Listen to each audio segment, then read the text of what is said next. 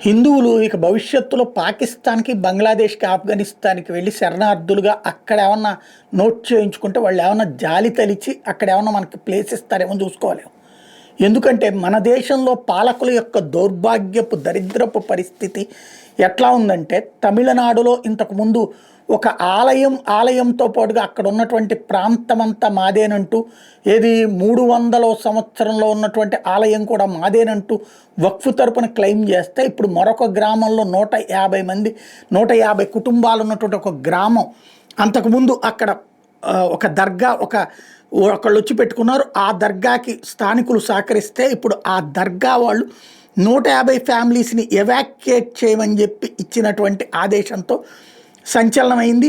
వక్ఫ్ ఆస్తి కింద దాన్ని క్లెయిమ్ చేయడం, దాన్ని నోటిఫై చేయడం, తమిళనాడు సర్కార్ దానికి ఒప్పుకోవడం. ఇప్పుడు ఆ ప్రజలందరూ రోడ్డెక్కి ఏమిటి ఈ అన్యాయం అని ప్రశ్నిస్తున్నటువంటి వేళ ఈ విషయం వెలుగులోకి వచ్చింది.